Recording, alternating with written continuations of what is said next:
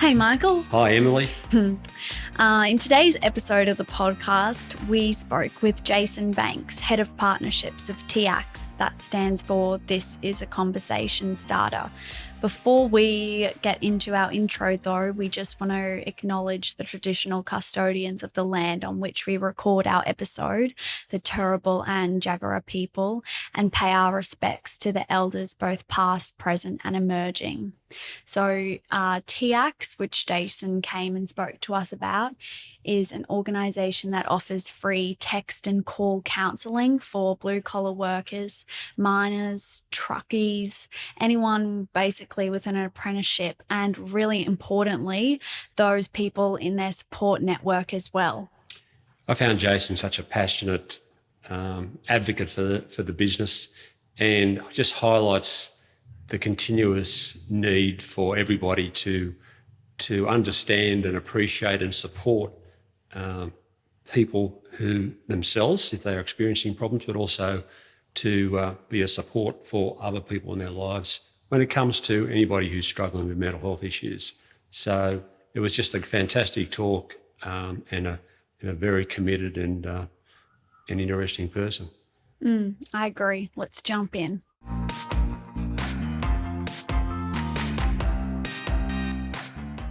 Good morning, Jason and Michael. Morning, Good Em. morning. Welcome to our podcast, Jason. Today we're going to be talking about the wonderful work that TIACS does, and you're here to represent the firm, and we're going to spread the word of mental health awareness. So we like to start off each of our episodes by giving an introduction to our guest and how they got to where they are now. So do you want to give yourself a bit of a background? Yeah, sure. Bit of a background on myself. I head up partnerships now for TIACS, which stands for This is a Conversation Starter. But if we wind the clock back, spent 30 years in sort of senior retail leadership with a couple of big organisations called Coles and Bunnings, and spent 30 years, 14 years and 16 years with them collectively. And then a few years ago, sort of needed a bit of a break myself from, the day-to-day grind of, corporate life and travel and, just the day-to-day pressures that you have within working in those environments. And so I wanted to take some time out and take a bit of a sort of reflection time, of like a sort of a mid-career reflection time, I guess. And, I found myself doing all different sorts of things, driving an Uber. Didn't really like it, to be honest. There's some really nasty people out there, and there's some really good people out there that get in your car as well.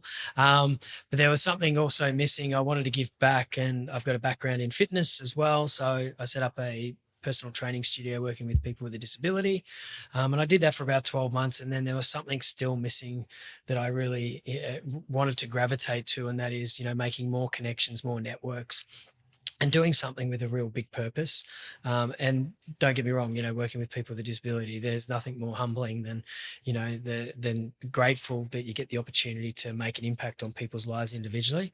But there was just something that I needed. And a friend of mine sort of shared a story on LinkedIn. I was happened to be on that night and came across this guy called Ed Ross that had shared something around trademark and TIACS, and I just started to do a bit more investigating around, who is this guy, and then I found out there was two of them, Dan Allen and Ed Ross, and they were looking for someone for TIACS around. Pretty much when I read the job description, it pretty much had my name written over it from day one. It was all the things that I wanted to do and I was missing. But I think the main thing for me was, it was working in a space around mental health. But also it was working for a non-for-profit organisation. So you actually have an opportunity to give back, but give back into a space that I was quite passionate about with mental health. So here I am today, looking after the partnerships and, doing podcasts and radio interviews and all these sorts of things to get the awareness out there. But yeah, it's been a really exciting journey so far, but we're only just getting started. Yes, you are. So you're wearing a trademark shirt today.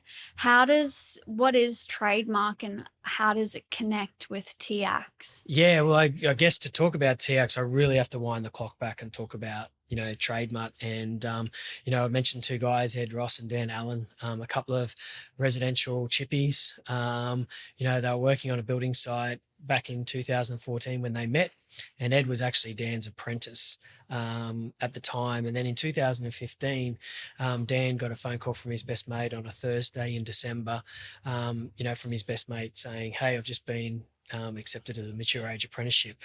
And he was a labourer at the time working on job sites around Brisbane. And, Dan was absolutely ecstatic. The boys were over with emotion that, their best mate had the opportunity to follow, I guess, in the footsteps as well. But then, if I wind the clock forward 3 days, Dan received a phone call that no mate wants to receive, or no loved one wants to receive, and that his best mate, who was also called Dan, had taken his own life the night before. And that sort of rocks through many different emotions that go through. Whenever you lose anybody, there's lots of grief that comes with it, lots of questions. But when you lose someone to suicide, there's even more questions get asked. Why didn't I see it? What could I have done differently? Why didn't you reach out? And, Ed was Dan's apprentice at the time, but all of a sudden Ed became Dan's support crew, number one support crew through that. So they went through a whole range of emotions that you do. And then they sort of battled that out for a couple of years after, but they wanted to do something in the mental health space. And, they had this thought that, we don't want any other mate to go through what they had gone through. And they were pretty much sick of wearing khaki and blue.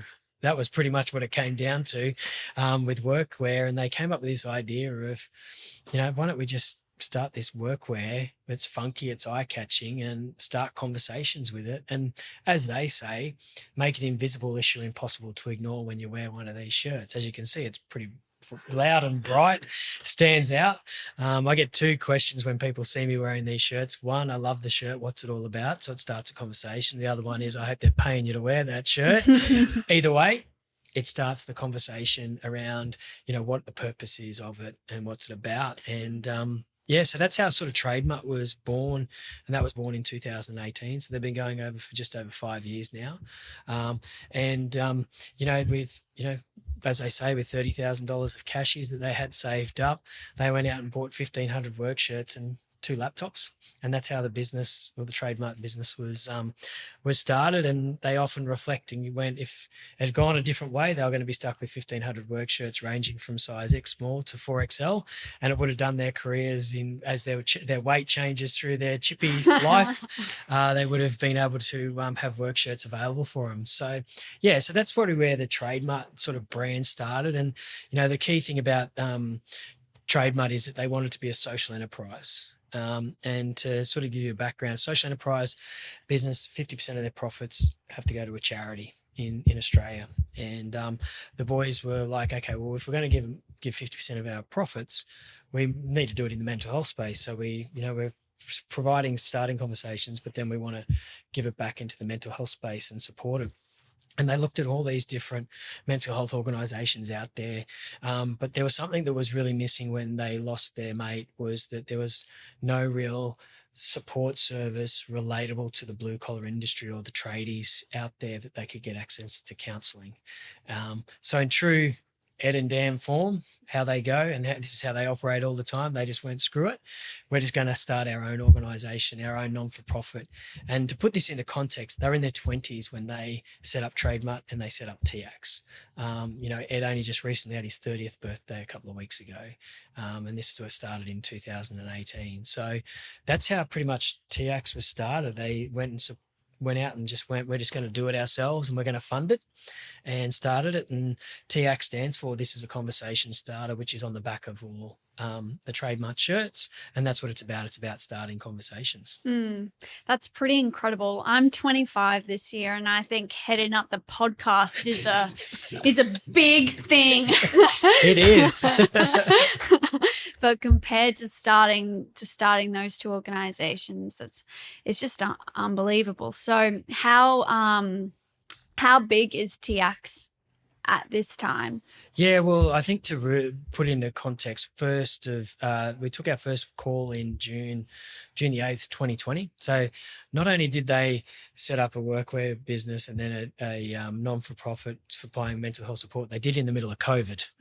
like right in the middle of 2020 is when they started this thing. And, so the 8th of June, and we just had our 3rd birthday a couple of weeks ago. And in that time, we've supported over 16,500 Australians and put back $2.6 million of market value services. So when I say market value, if you were to go out and get a counselling privately, you're paying market value.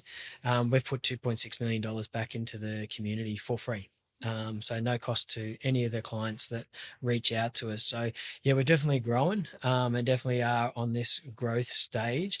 But when I say 16,500 Australians, a lot of people would go, "Oh wow, that's a lot of people." Oh, how do you guys feel that many people have reached out to us? To be honest, not enough people have reached out to us.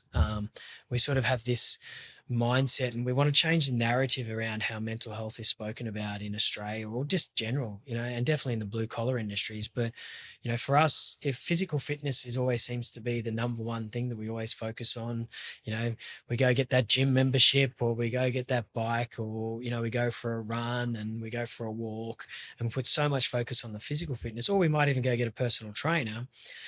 We don't put a lot of time and effort into our mental fitness or our self-care routine to be able to operate really well. And for us, think about TIACS as a service that is your personal trainer for your mental fitness. So when things are not going too good, or, I'm a bit off, like your physical fitness, you might think, post-Christmas, everyone goes, "Oh, I need to get on the fitness thing because I might have eaten too much over Christmas." Think about TIACS as, when my mind isn't quite on where it needs to be on song, that I reach out to an organisation like TIACS, and it could be just for a one-off chat, or it could be for ongoing support as well. And I think as well, it doesn't all have to be when it gets to the point where it's a last resort. Like if you're just feeling like maybe things going a bit haywire up in here, a bit confused, but it's not so terrible, you can still reach out at that point before things start getting worse. Yeah, definitely. I think people have this mindset that I only have to access mental health counselling or support when shit's getting bad, or I'm at that sort of high intervention crisis care. The way we want it is, even if you're going really well, reach out to us. Get a feel for what it's like to reach out when your mind's in a good space, to know, what are the questions that the counsellor may ask, or, I just might have a chat, and, reach out at that point, because you're more likely to reach out to it later when things aren't going so good, or you might actually share it with one of your mates that may be struggling as well. The analogy that you did in terms of personal fitness is a great one, because, everybody generally, or lots of people, are happy to share their journey on, Instagram it, and the journey of becoming fitter or something, whatever, and and people are happy to go share the ups and downs, and you start here and you finish here and you get injured and you have to reset yourself, anything like that. But when it comes to mental health, it's just like, no, let's not talk about it. But it's crazy, it's like we're prepared to put ourselves out there in the most obvious way when it comes to mental health, and some of it is pretty brutal in terms of but when it comes to mental health, no, we don't want to talk about that. I love how you've used that example. I just sitting there thinking right then, as you said, Instagram, social media, because the physical side of things can be seen. When somebody goes through a transformation of physical, nature, where, they're on this growth journey, they can map it out and actually visually show it. Someone with maybe going through a mental health challenge, and they may have improved that through counselling or other means of self-care. They can't actually show, it's all words. So it's like, as I said, it's like that invisible issue. And I love how you've just used the social media one, because I'm sitting here now going, how does someone replicate that, to share that story around that journey through their mental challenge, their mental health challenge they may be experiencing? And a lot of it's self-awareness.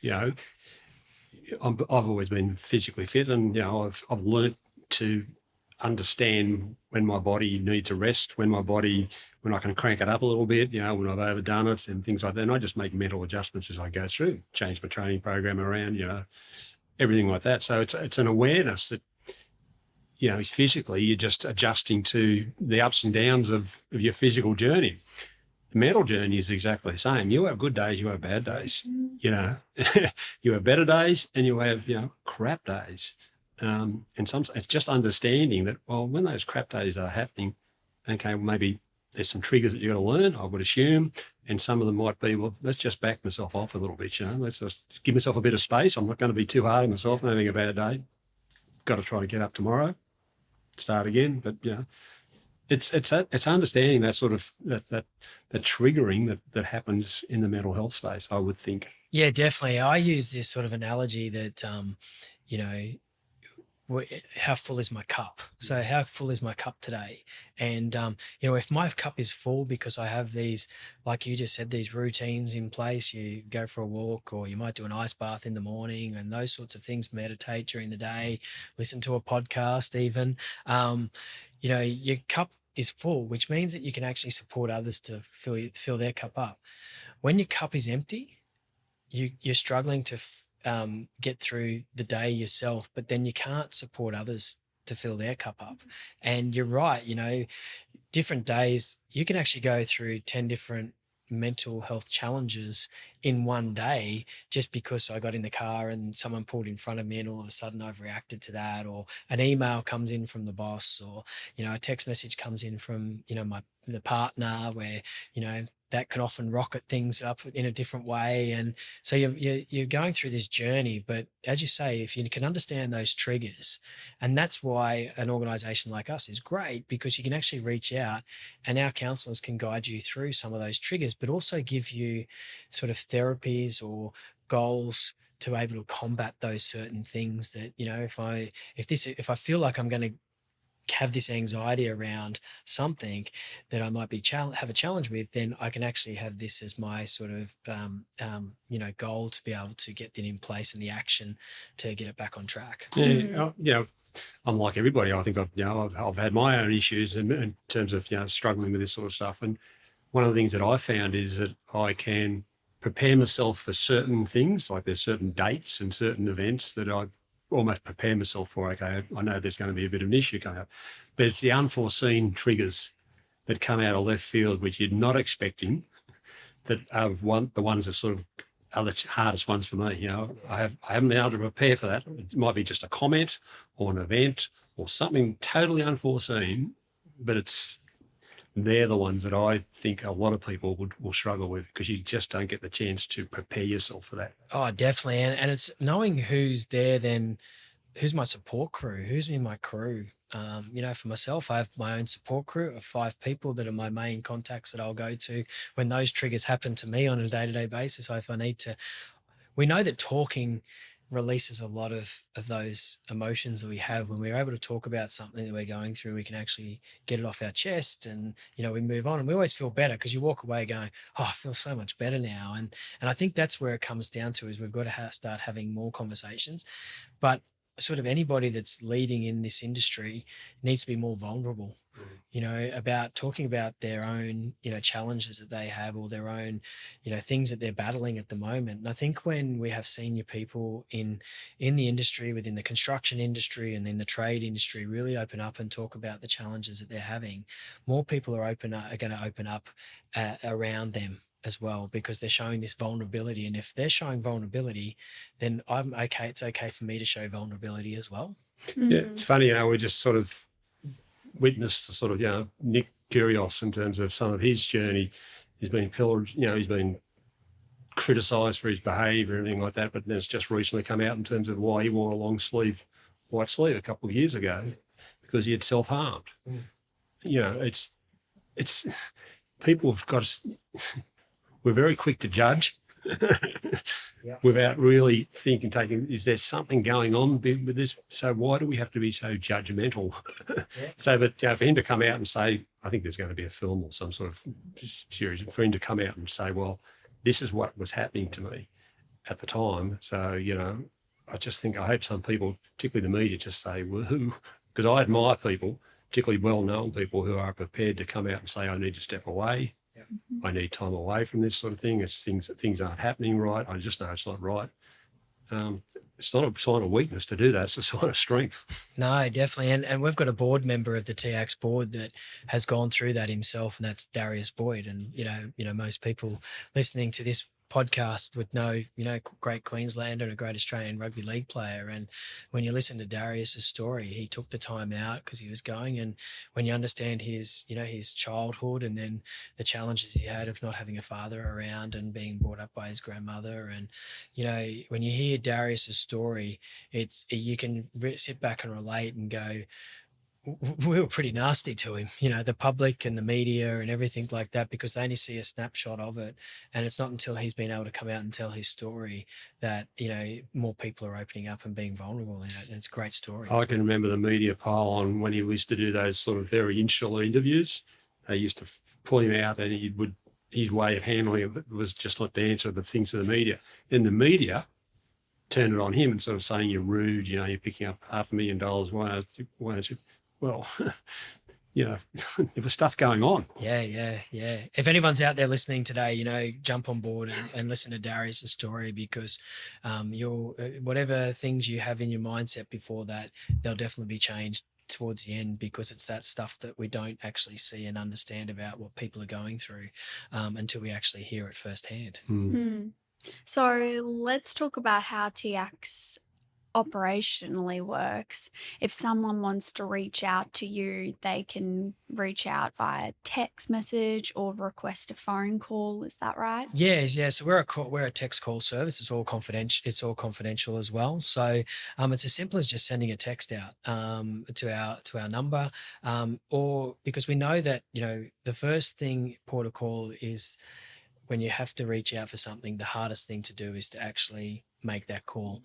It's like when somebody goes to the GP, they might want to get on a mental health care plan. They've actually got to get in a car and drive to the GP. They've actually got to book the appointment in, and all these stresses that come with it. And if you're having that stress of anxiety around how do I bring this subject up? How do I open the conversation? You're thinking about it all the way to your GP in the car.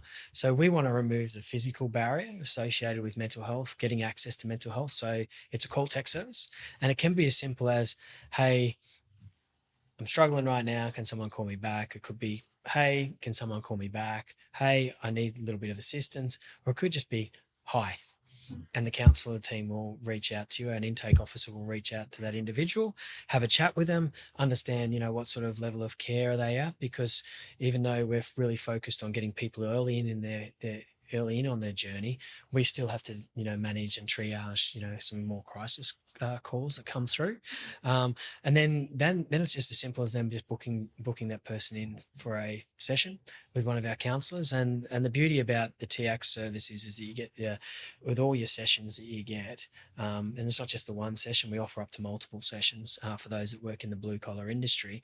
You actually get the same counsellor through your whole journey. So you're actually not reliving that experience. Passed on from one person to the next. Exactly. From week to week or from fortnight to fortnight. And it's often about a 45-minute session. And it's done because we operate between Monday to Friday, 8 a.m. to 10 p.m. Those times where people traditionally might be booking in with a counsellor, it could be during work hours. We know that people that work in the trade industry, they're on the tools. Do I get time to actually get off the tools and, go for a counselling session? With TIACS, we can do them at night time. We can do it at, early at 8 o'clock in the morning. And then it's just as simple as just, reaching out, going through your sessions, and then getting you in and out as quick as possible, getting you back on track. And then if you need us later on, give us a call back and reach back out again. Is it that first part that interests me? There's the initial sort of conversations triaged. Yeah. There's a prism of issues, if I can call it, from very early to obviously someone who is really struggling, requiring some urgent intervention. That's all part of the initial triaging assessment, is it? Yeah. It's just an intake. One of our trained intake officers that, trained in mental health as a mental health counsellor as well. They'll just have a chat, and it could be via text. So actually you don't actually even have to use our service and speak to someone. You can actually do it all via text. Hey, and we have actually 10% of our callers, our clients actually do full text-based counselling. which means that they don't even have to pick up a phone, because a lot of people find it hard to talk, and especially some of the younger generation coming through, they're more prone to texting rather than talking on the phone and expressing their feelings. Often people can express their feelings more through texting. But yeah, definitely it's around just understanding where they're at, and then understanding what their challenges are, because it might mean that a certain counsellor would be better suited for that client. It could be alcohol based, it could be relationship based, it could be anxiety based. So it's all about just making sure that we align that with the right person. And what we've got a mixture of female and male counsellors as well. So and I guess the one thing that when people do reach out to our service is because our counsellors are chatting and talking to people within the blue collar industry every day, they're relatable to the challenges they're experiencing, the speech, the talk. Definitely tradies. They talk a little bit differently, in a good way. Their language can be a little bit more colourful. I just have to listen to our co-founders Ed and Dan talk at anywhere when they do any public speaking. I have to warn that wherever they're speaking that there is going to be a few F-bombs that are going to be dropped, but that's who they are. That's the authenticity about it, is that they're tradies, and they've come through being tradies and working on the tools, and now they're off. As they say, with their highest level of education they have is a Cert 3 in carpentry, and now they're fashion designers, and they're directors of a charity. So pretty amazing. It's incredible. Who is counted as a blue collar worker to TIACS? Who can reach out? Yeah, well, we sort of put it in this sort of tradies, which is pretty much the majority of it. Whatever that is, whether they're any sort of trade, chef is a tradie. Often we think trade as I wouldn't have thought that. Well, they're all going through an apprenticeship, and that's where a lot of people sort of think and miss, is that, often it's definitely related. There is more, the people that reach out, or the highest cohort of people that reach out to us is definitely in the construction industry. Truckies, warehouse employees as well. They're all sort of that blue collar, labouring sort of jobs. And when you think about truckies, it's a really good one, because you think about a truck driver in Australia. Without trucking in Australia, this country stops, because we have no other form really of transport to get things, and they're driving for long periods of time, and they're isolated for long periods of time. They're away from their family as well. So the other sort of sector is rural. And not just farming. People that live out in the rural areas we support, because they don't have the access that somebody in Brisbane City or Sydney or Melbourne would have access to getting counselling services out in Roma or 300 k's west of Brisbane. They don't have access. So we support, people working in rural areas as well. So pretty much it's tradies, truckies, rural blue collar workers. And we cannot forget this group, and that is those that care about them.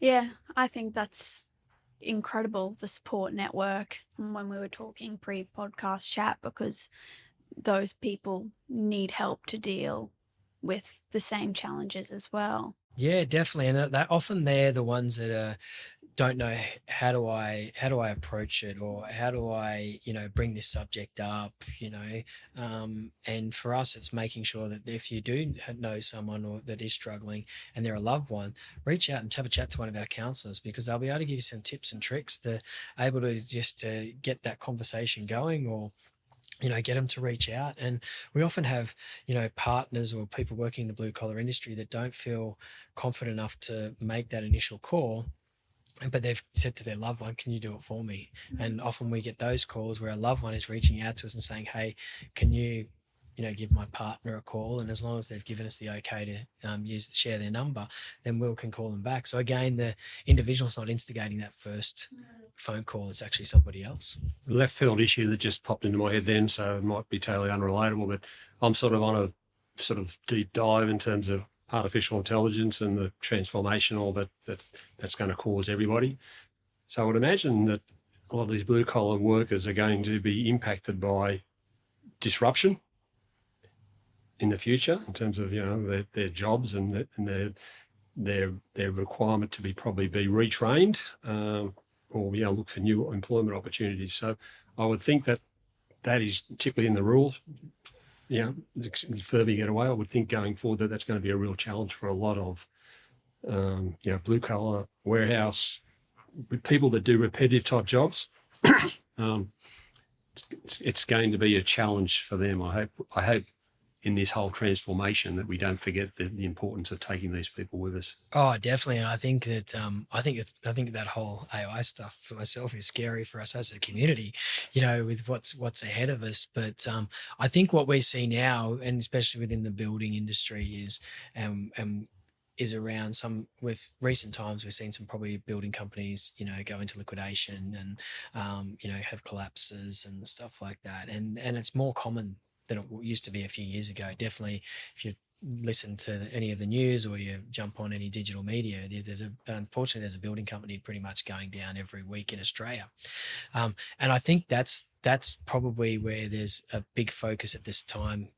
Before the AI stuff, is how do we actually support these guys coming through? And it's not just, a lot of the time it's not so much the employees of those building companies, but it's the forgotten souls of our subcontracting, or people out there that are working subcontracts, because often they don't know, well, when am I going to get paid? When's my next job going to come up? How do I actually put food on the table for my family? And I think there's got to be a lot of work done within the building industry, because even though the building industry is on such a growth from one side of things, there's the other side where probably poor management and leadership is probably causing some building collapses to go down, and the unfortunate person that loses out in the end is the hardworking blue collar that's doing the hard stuff every day. Yeah, very true. Yeah, that's been an historical issue in terms of subbies being most dramatically affected by collapses, and you're quite right. The collapses they were trending upwards in terms of insolvency in the construction before COVID, so you just can't put it down to COVID. Then they dropped during COVID because there was less aggressive recovery by the ATO and things like that. Now they're coming up again. But yeah, it's so difficult for an industry that is going to be it's going to be disrupted on a whole lot of fronts, and it probably needs to be in some respects, because productivity hasn't been growing from an industry point of view. So you're looking at, but I just worry that there will be a cohort of people that will be forgotten unless we have the conversation about don't forget them. Yeah. Take everybody on this journey if it's going to be a good journey, because if you don't, from a societal perspective, society will pay a price. Yeah, definitely. And I think also there's a group of individuals within the industry. We talk about tradies. It's the first part to become a tradie is the apprentice. The apprentice is really something. We're getting more and more apprentices reaching out to us. So if I think about this time last year, I think about 3 or 4% of our callers were apprentices. We're up to 8 to 9% now of our callers are apprentices. And there's a lot to do with that, because we're getting more awareness out there through social media. And but if we can get more apprentices reaching out when they're having those challenges, and the number one reason why an apprentice will call us is relationships. They're probably going through, that time of their life where relationships are a bit, volatile, and they're reaching out to us. But if we can get them at the start of their journey, just to know what it's like your first time you walk into a gym, it's always the hardest thing, but once you keep going back, it becomes normal.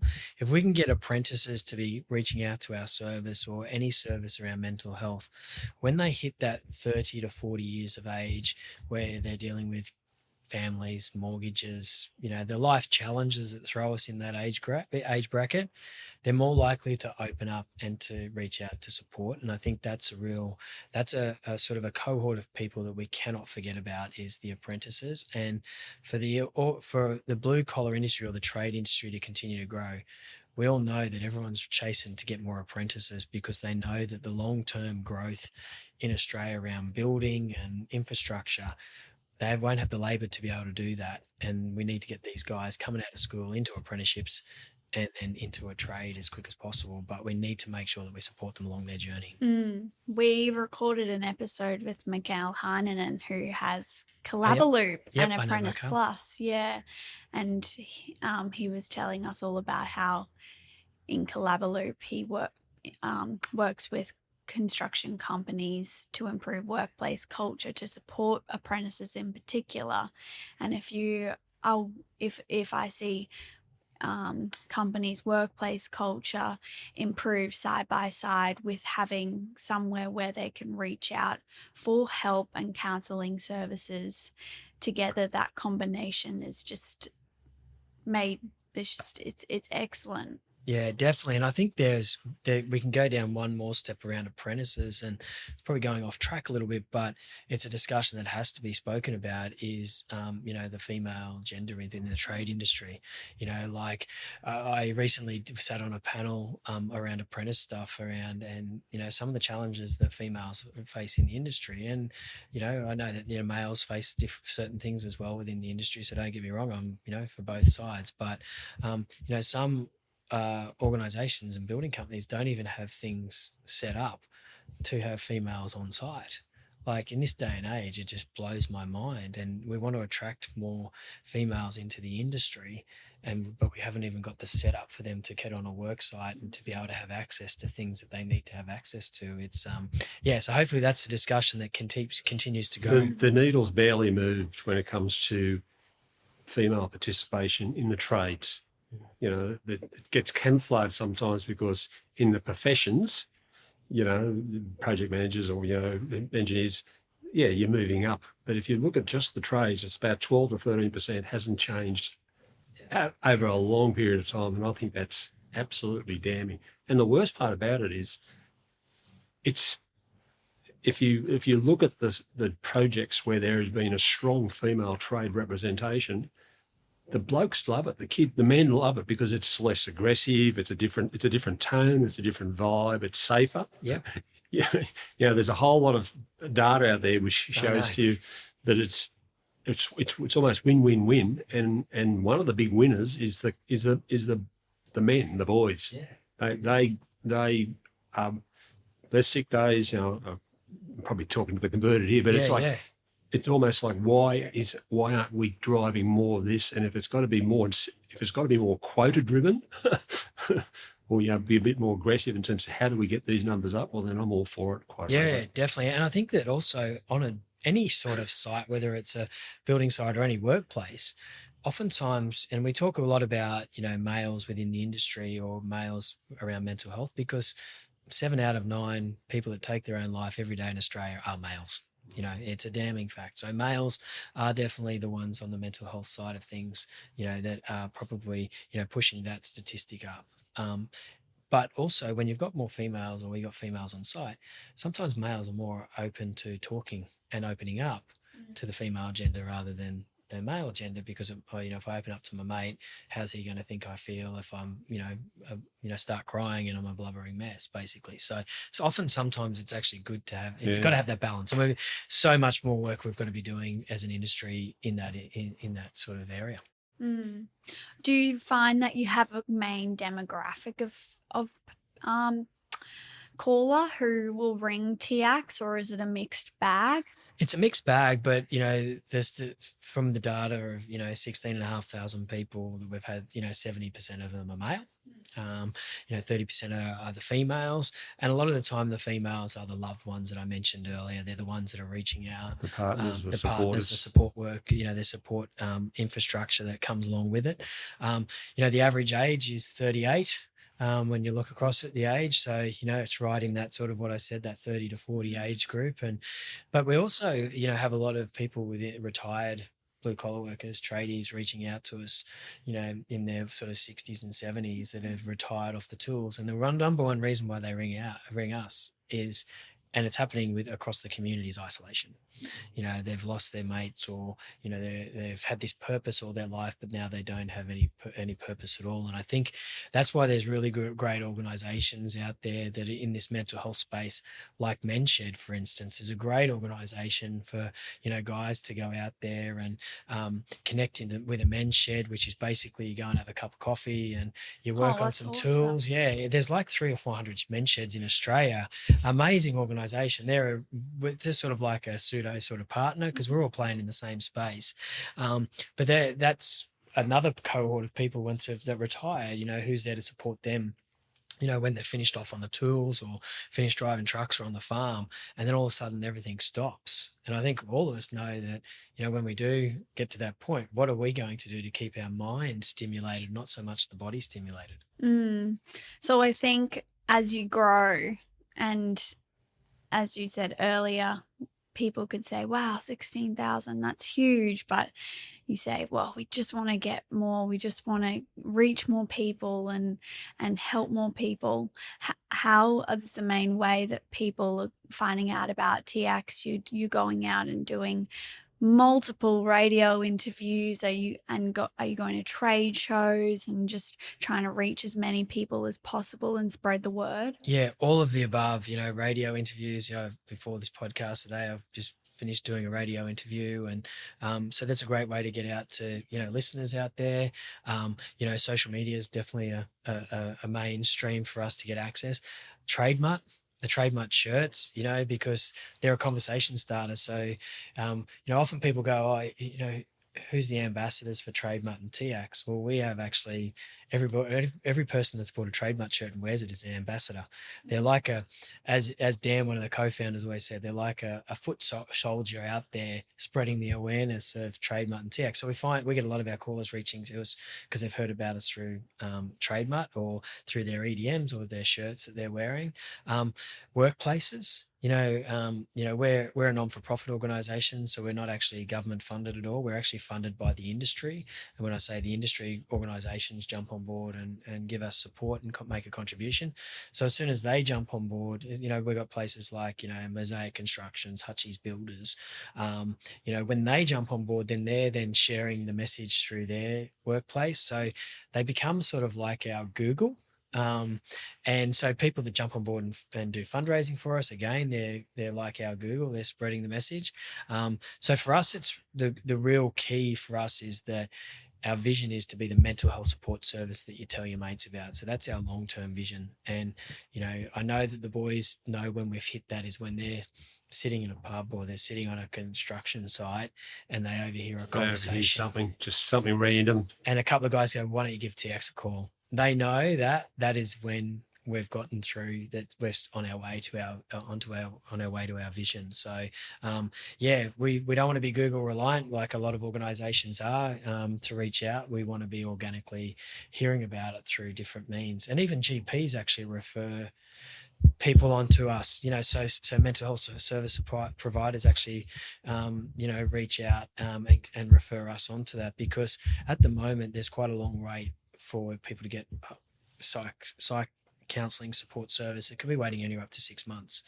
And when somebody needs help now, they needed help, and they might not be able to get through to Lifeline or Headspace or any of those great organisations. And they've taken the courage to go and try and seek help now. If it gets delayed, that they might just go, forget about it later. Yeah, and then all of a sudden it's too late. Or, there's another thing that's come out through their life and they're, down another level of where they need to be.